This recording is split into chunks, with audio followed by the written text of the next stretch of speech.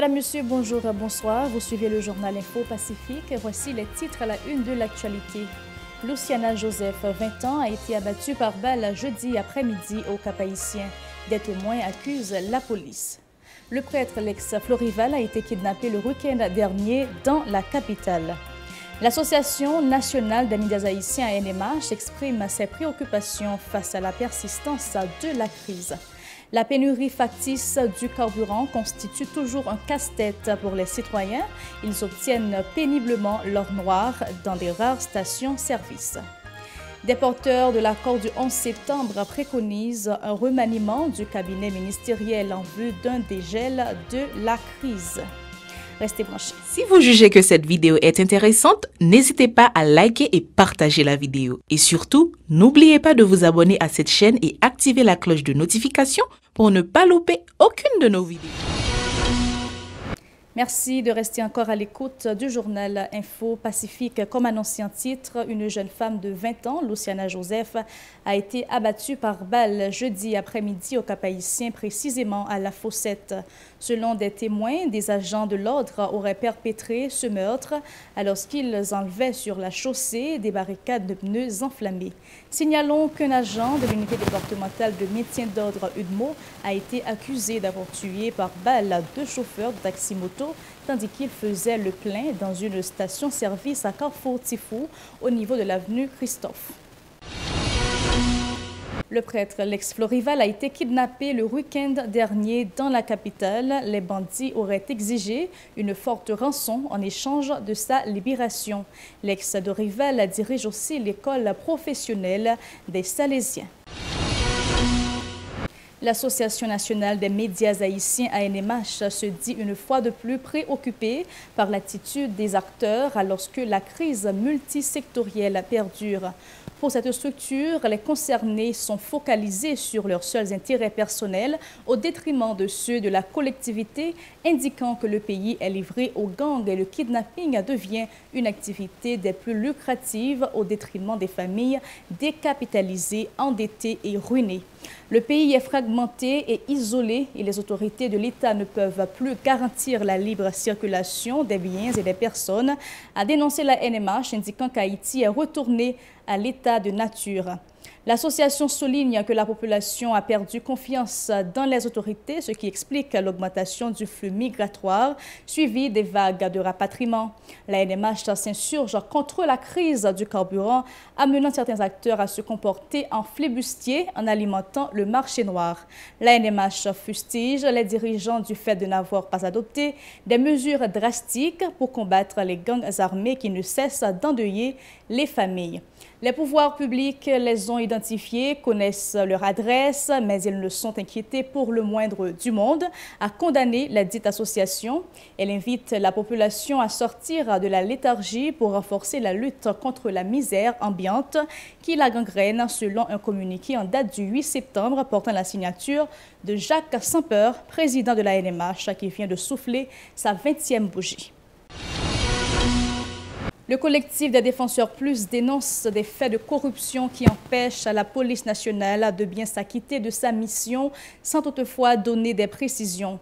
Lors de la présentation de son dernier rapport vendredi, l'organisation a aussi fait mention de manque de moyens et d'encadrement auxquels est confrontée l'institution policière.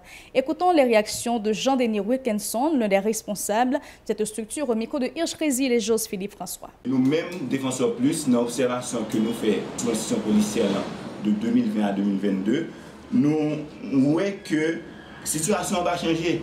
C'est toujours même mauvais choix politique, mauvais choix social et économique qui fait que qui affecte le fonctionnement de la police nationale. Les nous regardons le cadre légal fonctionnement de la police là, nous joignons la Constitution nationale, qui c'est vraiment la pays qui dans l'article 273 il dit que parler de police nationale comme auxiliaire de la justice, et dans l'article 263 et 269 il montrer en structure, les fonctionnement et les chaîne de commandement et qui gens, par quelle manière et encore qui conditions un policier avec un policier capable et fait partie de chaîne commandement ça. Nous regardons tout loi sous création, fonctionnement et organisation police nationale là qui était votée par le Parlement en 1994 côté et dans l'article 3 il dit que la police est là pour assurer vie à bien population. Et puis dans l'article 8 il parlait de sanctions qui gagnent et puis il montre caractère apolitique police nationale. Pour sa part, Chahina Etienne suggère le renforcement de l'inspection générale de la police nationale IGPNH, qui devrait notamment s'assurer que le suivi a été fait dans le cadre des dossiers des agents qui ont violé le code déontologique de l'institution policière. Elle propose également la majoration des allocations budgétaires de la PNH, ainsi qu'une amélioration des conditions de vie des policiers. Chahina Etienne au micro de Hirsch-Résil et Jose Philippe François. Si nous continuons à quitter les policiers frustrés parce qu'ils n'ont pas traité en tant que monde, ils n'ont pas protégé en tant que monde, ils n'ont pas de conditions de travail pour vivre, pour travailler, pour répondre avec besoin de la population, nous continuons à multiplier les gangs armés et nous privé nos phases côté que nous ne pas qu'à stopper la vengeance populaire qui parle de forme d'insécurité. En gros, il est important pour nous gagner une institution qui est libre, qui est indépendante, qui est compétente. C'est pour ça que Défenseur Plus fait appel à tout secteur dans le pays pour contribuer pour nous gagner une force légale qui est correcte, qui est capable de répondre avec besoin que la population gagne en matière de sécurité. Donc, nous faisons quelques recommandations, 9 recommandations dans le document rapport observation que nous faisons sorti 2020 pour arriver septembre 2022. Là-dedans, dans la recommandation, nous recommandons alors pour gagner un mécanisme qui créé pour l'inspection générale à faire suivi dossier policier qui la justice, pour augmentation et budget PNH fait, pour renforcer le système de gestion ressources humaines et matériel la police, renforcer le travail entre PNH et instances judiciaires, continuer à renforcer la formation policière et puis renforcer l'identification policière sur route et sur route parce que la population a des difficultés pour connaître les liens en face en policier qui fait travail tout le monde et les liens en face en monde qui juste a utiliser matériel policier pour faire ça. L'activiste David Kossi, l'un des porteurs de l'accord du 11 septembre, préconise un remaniement au niveau du cabinet ministériel en vue de permettre un dégel de la crise. Selon lui, une nouvelle équipe gouvernementale devrait aplanir le terrain dans le cadre de la tenue d'élections dans l'optique de favoriser le retour à la normalité constitutionnelle. Il souligne qu'aucun progrès significatif n'a été réalisé au pays un an après la signature de l'accord du 11 septembre. David Kossi est au micro de Yasmine Sanon et Maud Léjean. C'est un an en peu de difficulté, un an dans une situation qui est vraiment difficile. Si je me dis que grand peu de dérive dans le gouvernement, c'est plus menti. Il faut pas être conscient du tout. Mais pas oublier que son Excellence, Dr. Ariel Henry, joue un héritage de toute violence, de toute démagogie. Donc, par exemple, pour la sécurité, avant que Dr. Ariel Temouté, comme Premier ministre, côté que l'idée joindre Mme Laline, qui était chita avec toute gang qui fait fédération gang, ça n'a pas aucun résultat, c'est pour la sécurité. Mais nous dit que, à quoi ça, il y a un petit problème, mais pendant ce temps, à quoi il y a des gens jusqu'à nos jours qui très cap bataille pour être dans une situation pays capable de sortir. Retirer Dr. Ariel Henry, mettons l'autre monde, mes amis. Nos pays pas même l'argent, c'est une situation qui est vraiment difficile. Au contraire, nous-mêmes dans l'accord, une chose qui motive nous, c'est stabiliser le pays, permettre que Dr. Ariel Henry soit capable d'organiser des nouvelles élections crédibles pour renouveler l'institution étatique. Je dis, nous-mêmes au niveau de la coalition, mais tout c'est presque un an de tristesse, un an en difficulté, même pas qu'à décourager. Malgré quelqu'un qui fait partie du gouvernement, puis forcément voler là-dedans. Et bien pour cette raison, nous dit que, à minuit boule, après 11 septembre, c'est pour Dr. Ariel Henry craser le cabinet ministériel. De son côté, le militant Paul-Jean-Claude Dorville attribue la persistance de la crise à la mauvaise foi des membres du gouvernement. Pour lui, les collaborateurs d'Ariel Henry ne s'appliquent pas à satisfaire les besoins de l'ensemble des citoyens rongés par la crise multidimensionnelle. Écoutons. Nous mettons ensemble, nous montons coalition et des signataires de l'accord du 11 septembre. qui ça nous fait? Qui progrès nous fait? Eh bien, nous faisons progrès. Mission nous, c'était Kembe accord. Kembe le diam jusqu'à ce que pour nous arriver avec une élection et qui peut le faire et qui est pour l'organiser pour mettre au conseil électoral sous pied. Est-ce qu'il y a un progrès qui fait de bon côté gouvernement? Tel qu'il y a un progrès qui fait, le coordonnateur a expliqué nous, qui raison, qui cause, bon ministre, et qui pas dit deux fois pour permettre, pour faire gouvernement aboutir avec rêve. Mais est-ce que la population est contente? Ah, mais la population n'est pas contente parce qu'il y a des politiciens qui mettent le peuple là devant parce qu'ils ont besoin. Ce n'est pas Ariel qui dit de là, c'était l'autre monde qui dit de là. Mais nous-mêmes, mais ça n'a pas dit. Nous avons dit, nous avons écrit, coalition a écrit, M. Ariel nous dit PM, font gens ouverture l'école là. Choix du choix fait, il fait. Nous demandons encore pour l'accompagner parents. Aujourd'hui, nous-mêmes, nos coalitions, nous demandons PM Ariel à faire l'école là, c'est pour prendre ça très au sérieux. Alors, nous-mêmes, nous disons ça que nous avons prêté soudés avec PM Ariel Henry, quel que soit nos mauvais, et parce qu'il y a n'a pas avec elle. Et je dis à la bonne politicien qui mette mon devant, qui manipule le peuple là, pour le peuple là prendre la rue. Mais je dis à nous, disons, pas qu'à payer, pas qu'à supporter un gouvernement bicéphale encore.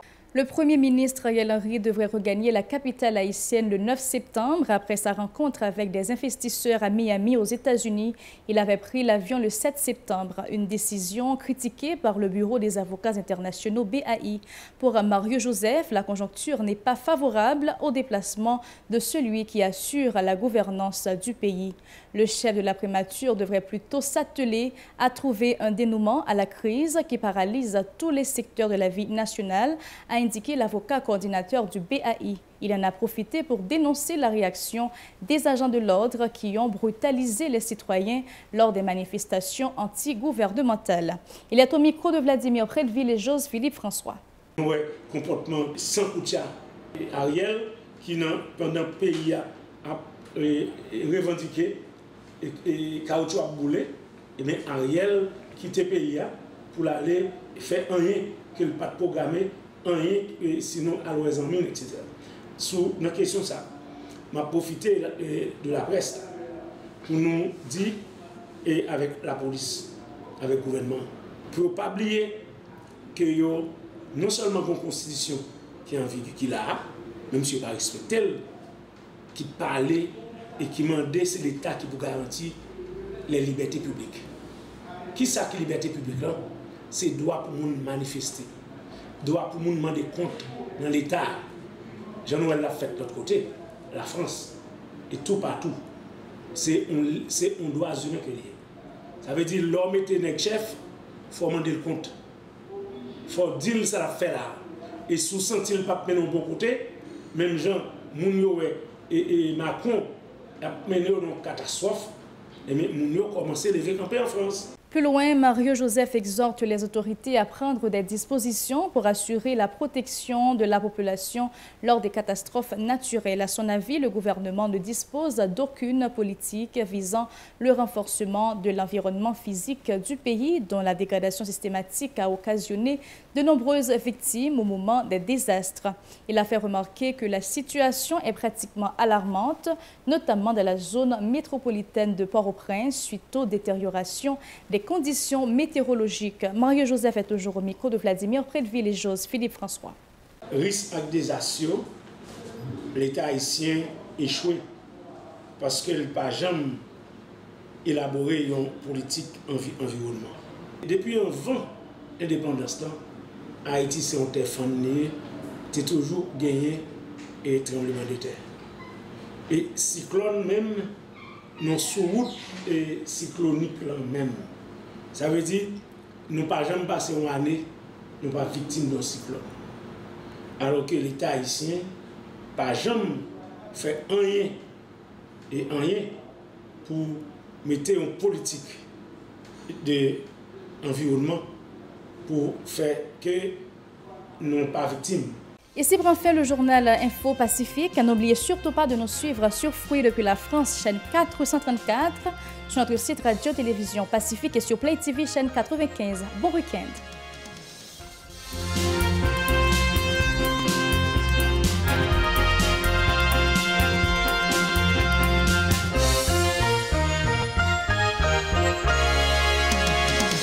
jugez que cette vidéo est intéressante, n'hésitez pas à liker et partager la vidéo. Et surtout, n'oubliez pas de vous abonner à cette chaîne et activer la cloche de notification pour ne pas louper aucune de nos vidéos.